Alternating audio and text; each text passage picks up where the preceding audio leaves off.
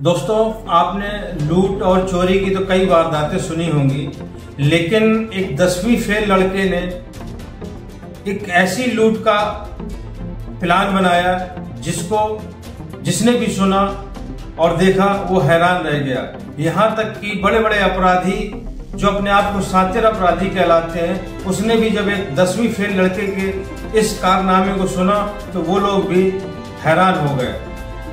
जब पुलिस ने इस कांड का खुलासा किया तो पुलिस भी हैरत में पड़ गई कि आखिरकार 10वीं फेल लड़के ने इतना तगड़ा प्लान कैसे बना लिया।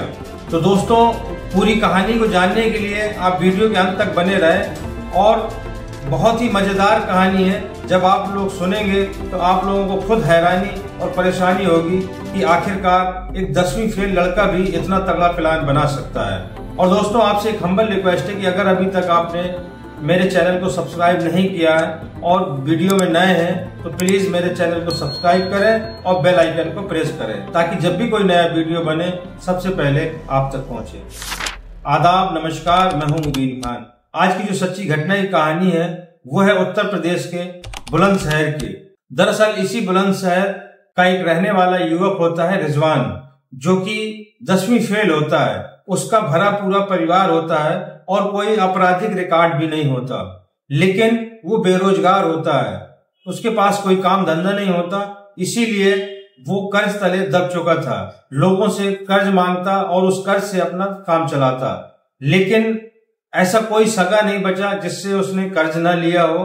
और जब कर्ज सर पर चढ़ गया और लोगों के तगाजे आने लगे तब वो लड़का परेशान होने लगा और तभी उसके मन में कुछ चीजें चलने लगी और वो सोचने लगा कि अब मुझे कुछ बड़ा करना होगा, क्योंकि कर्ज इतना ज्यादा है कि इतनी आसानी से मैं कर्ज निपटा नहीं पाऊंगा। और इस कर्ज को निपटाने के लिए और अपनी आगे की व्यवस्था बनाने के लिए मुझे कोई बड़ा कदम उठाना होगा। लेकिन अभी तक उसके समझ में ये नहीं आ रहा था कि आखिरकार उसे करना क्या है, लेकिन उसने मन में ठान लिया था कि कुछ बड़ा करना है। और इसी के चलते वो अन्य शहरों की खाक छानने लगता है। वो कभी दिल्ली जाता, दिल्ली में रहकर अपने सपनों को पूरा करने के ख्वाब देखता, कभी वो बॉम्बे जाता और इधर उधर शहरों की ठोकरें खा रहा होता है। लेकिन अभी तक उसको ये समझ नहीं आया था कि उसे करना क्या है। और एक दिन वो जयपुर चला जाता है और जयपुर में रहता है और वहां जयपुर में घूमने फिरने लगता है और काम की तलाश करने लगता है। और तभी एक दिन वो एक मंडी पहुंच जाता है, जो कि बहुत बड़े एरिया में मंडी होती है और वहां अच्छी खासी चहल पहल होती है। हजारों लोगों का आना जाना, क्योंकि अब सब मंडी है तो जाहिर सी बात है वहां पर बैंकें भी होती हैं और कुछ ज्वेलर्स की दुकानें भी होती हैं और अन्य तरह की दुकानें होती हैं। और दिन भर वो मंडी लोगों से खचाखच भरी रहती है। और वहीं घूमते घूमते ही उसको एक आइडिया आ जाता है और उसको अपनी मंजिल नजर आने लगती है। तभी वो वापस अपने घर बुलंदशहर आ जाता है और उसके 3 दोस्त होते हैं और 3 दोस्तों को अपना प्लान बताता है। शुरू में जब उसके दोस्त उसका प्लान सुनते हैं तो वो साफ तौर से इनकार कर देते हैं, लेकिन फिर रिजवान उनको सपने दिखाना शुरू करता है और कहता है, कब तक ऐसी जिंदगी जियोगे, और अगर मेरे प्लान में मेरा साथ देते हो तो जिंदगी भर कुछ करने की जरूरत नहीं पड़ेगी, एक बार में ही इतना आ जाएगा कि पूरी जिंदगी आराम से गुजरेगी। और उनको हसीन ख्वाब दिखाने लगता है। और इसकी लच्छेदार बातों में इसके 3 दोस्त भी आ जाते हैं और इसके प्लान में शामिल हो जाते हैं। तब वो पूछते हैं कि हमें करना क्या होगा। तभी वो कहता है कि मेरे साथ तुम्हें जयपुर चलना पड़ेगा। और ये तीनों दोस्तों को लेकर जयपुर पहुंच जाता है। सबसे पहले वहां पर एक किराए का मकान लेते हैं और उस किराए के मकान पर रहने लगते हैं।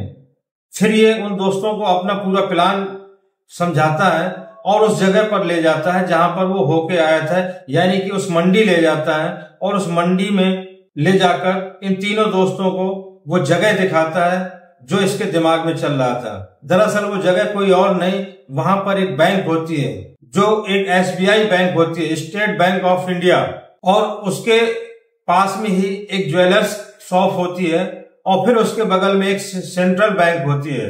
उस बंदे का ये बैंक टारगेट होती है और इस बैंक को वो लूटना चाहते थे। लेकिन बैंक को लूटना इतना आसान भी नहीं था, इसके लिए उसने आगे का भी प्लान तैयार कर रखा था। और फिर ये वहीं पर ही दुकान किराए पर दुकान तलाशने लगते हैं, क्योंकि अब इनको दुकान भी चाहिए थी, तो वो नीचे वाली दुकान, बेसमेंट वाली दुकान चाहिए थी। वो नीचे वाली दुकान क्यों, बेसमेंट वाली दुकान क्यों चाहिए थी, वो भी आपको वीडियो में आगे बताएंगे। और दोस्तों, इसी तरीके से इनका प्रयास पूरा होता है और एक बेसमेंट वाली दुकान इन्हें मिल जाती है, जो कि उस बैंक से लगभग 300 मीटर की दूरी पर दुकान थी। और जैसी दुकान की इन्हें तलाश थी वैसी ही दुकान इनको मिल जाती है और उस दुकान मालिक से बात होती है। और जब वो दुकान मालिक इनसे पूछता है कि आप बिजनेस किस चीज का करेंगे, तभी ये कहते हैं कि हम खाद के व्यापारी हैं, खाद का हमारा कारोबार है और खाद की दुकान हमें खोलना है। तभी इन किराएदार और इन लड़कों के बीच में दुकान का किराया तय हो जाता है। वो दुकान मालिक इनको किराए पे दुकान दे देता है। तभी लोग चारों लड़के उस दुकान को खोलते हैं और एक बोर्ड भी वहां पर लगा देते हैं, खाद की दुकान का बोर्ड भी लगा देते हैं और उस पर एक ये अपना कॉन्टेक्ट नंबर भी लिख देते हैं, क्योंकि जो भी अब तक जो कुछ भी ये कर रहे थे वो सब प्लान के तहत कर रहे थे। इन्होंने क्यों खाद की ही दुकान खोली, वो भी इनके एक प्लान का हिस्सा होता है। अब इन्हें दुकान मिल चुकी थी, अब इनका निशाना SBI बैंक होता है। अब ये लड़के उस दुकान से SBI तक इन्हें सुरंग बनानी थी, क्योंकि नीचे नीचे अंडरग्राउंड से सुरंग बनाकर उसी बैंक पर जाना था।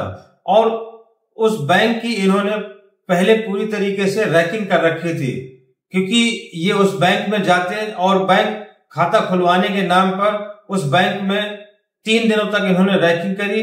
और क्योंकि अब इन लोगों को ये भी था कि CCTV कैमरे लगे हुए हैं और हम पकड़ में ना जाए, तभी ये कभी मास्क लगा लेता, कभी मफलर डाल लेता या कभी कैप लगा लेता। मतलब इस तरह रहता कि उसका पूरा फेस कैमरे में कैप्चर ना हो।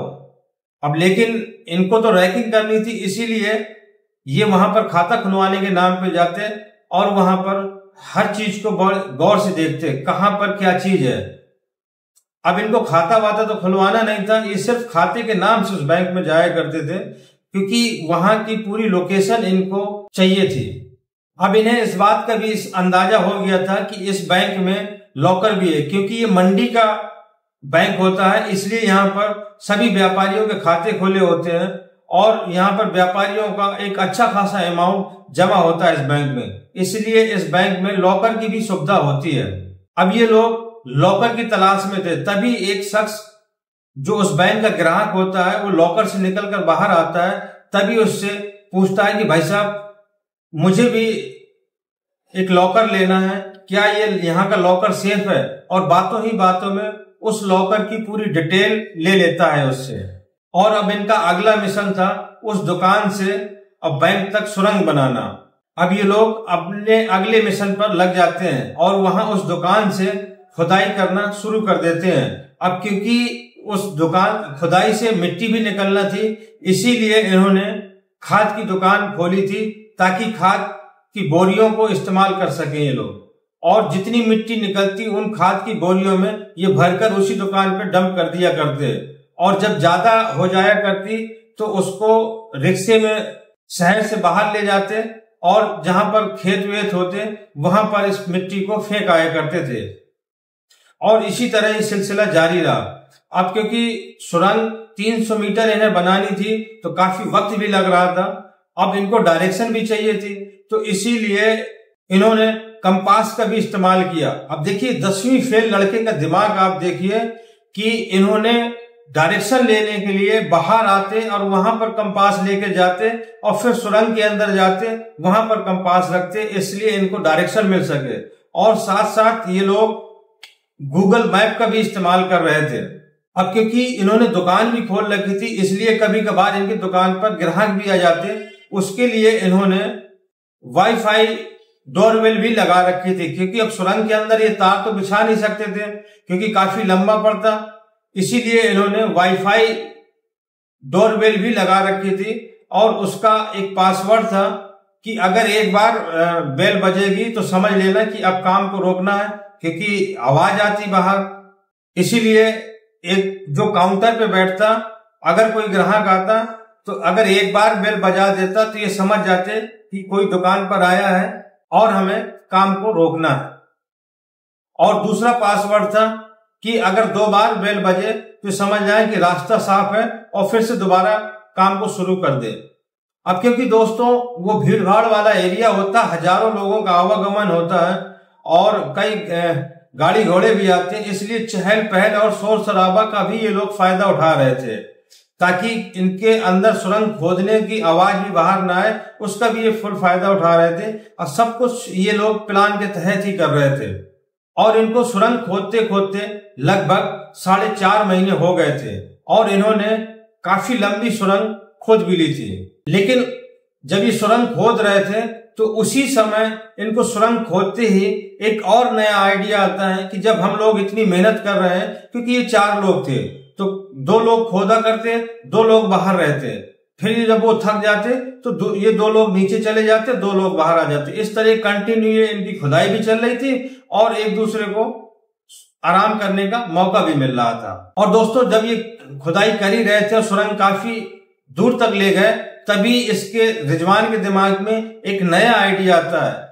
इसको ये लगता है कि जब हम लोग इतनी मेहनत कर ही रहे हैं और सुरंग बना ही रहे हैं तो क्यों ना एक साथ ही तीनों टारगेट को जो है पूरा किया जा सके।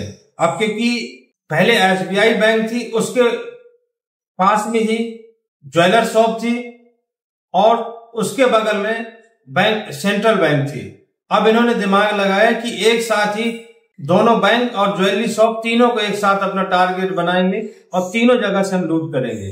तभी ये लोग वहां से 3 सुरंगें बनाना शुरू कर देते हैं और जब इनको लगभग 4.5 महीना गुजर गए तो इनका टारगेट काफी नजदीक आ चुका था।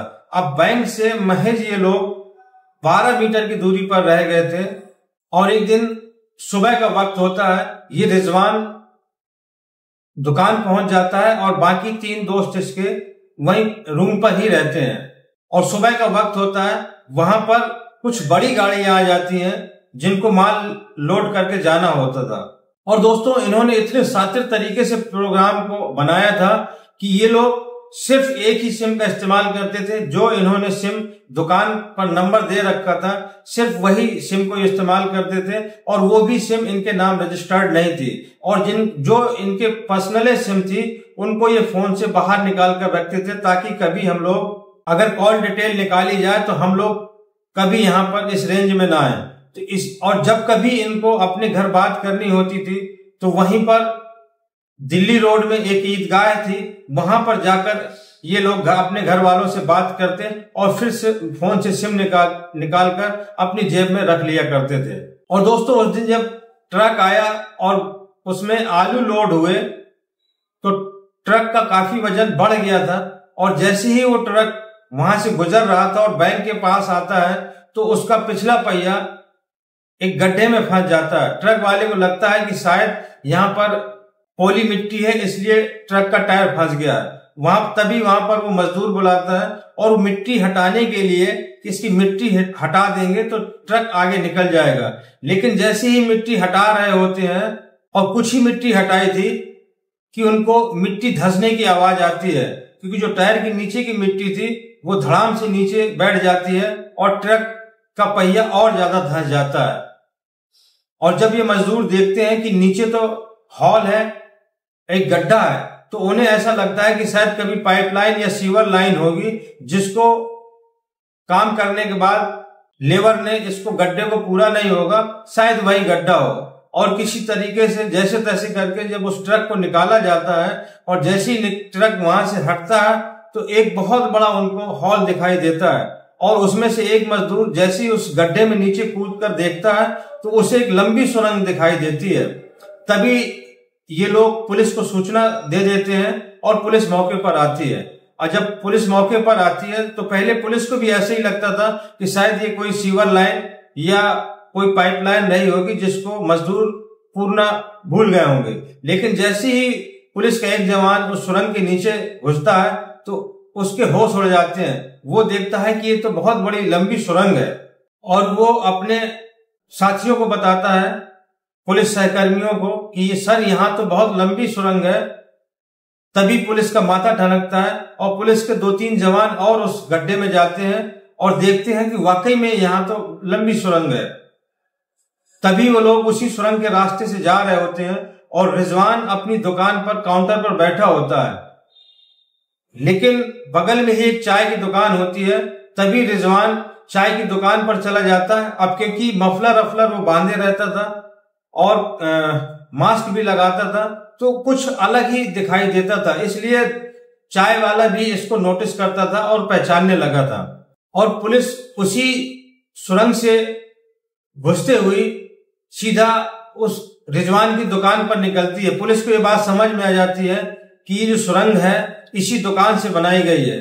और जब वो सुरंग से बाहर दुकान पर निकलते हैं तो आजू बाजू पूछते हैं कि भाई इसका मालिक कौन है। तभी वो आजू बाजू के लोग कहते हैं अभी तो थोड़ी देर पहले यहीं था, शायद बगल में चाय वाले के यहाँ होगा।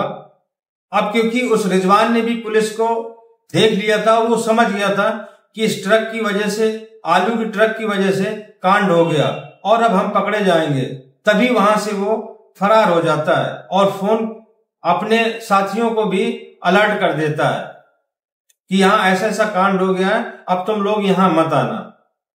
और वहां से ये फरार हो जाता है। तभी पुलिस एक्शन में आती है और चारों तरफ वायरलेस कर देती है और इसका हुलिया बता देती है कि इस तरीके का लड़का है, और इसका हुलिया बताकर चारों तरफ आसपास वायरस में खबर फैला देते हैं। और लगभग आधा 1 घंटे के अंदर इसको 2-4-6 किलोमीटर पर ही जाकर इसको दबोच लिया जाता है। उधर इसको दबोच लिया जाता है और इधर जो टीम आई हुई थी वो देखती है कि यहाँ तो पहले एक सुरंग थी। जब उसको अंदर जाते हैं तो वहां देखते हैं कि 3 सुरंगें थी। तभी वो हैरत में पड़ जाते हैं कि आखिर इतनी शातिरता से 10वीं फेल जब उस लड़के को पकड़कर थाने लाया जाता है तो उससे पूरी तरह पूछताछ की जाती है। तभी वो कहता है कि साहब मैं तो बेरोजगार था और मेरे ऊपर कर्ज का बोझ बहुत ज्यादा लद गया था, इसीलिए मैंने इसका प्लान बनाया और अपने 3 साथियों को शामिल किया इस प्रोग्राम में। लेकिन पुलिस उसके इस कारनामे से और इस प्लान से हैरत में पड़ जाती है और उन 3 लड़कों की भी तलाश करने लगती है, लेकिन वो लड़के अभी तक पुलिस की गिरफ्त में नहीं आए थे। अब जब उनका रिकॉर्ड भी चेक किया जाता है तो इन चारों लड़कों का कोई भी आपराधिक रिकॉर्ड नहीं मिलता और ये लोग इतनी होशियारी से काम कर रहे थे कि ये लोग फोन का भी इस्तेमाल नहीं कर रहे थे। इसीलिए पुलिस को उन 3 लड़कों को पकड़ने में दिक्कत आ रही थी। लेकिन खैर कब तक ये पुलिस से भागेंगे, और अपराधी कितना ही शातिर क्यों ना हो, लेकिन एक न एक दिन पुलिस के हत्थे चढ़ ही जाता है। जैसे कि आज रिजवान चढ़ गया और इसके 3 साथी फरार हैं और वो भी एक न एक दिन पुलिस के हत्थे चढ़ जाएंगे। तो दोस्तों ये थी आज की कहानी। अगर आपको ये वीडियो अच्छा लगा हो तो ज्यादा से ज्यादा लाइक और सब्सक्राइब करें और कमेंट बॉक्स में कमेंट कर अपनी राय जरूर दें। मिलते हैं अगले वीडियो में नई कहानी के साथ। जय हिंद।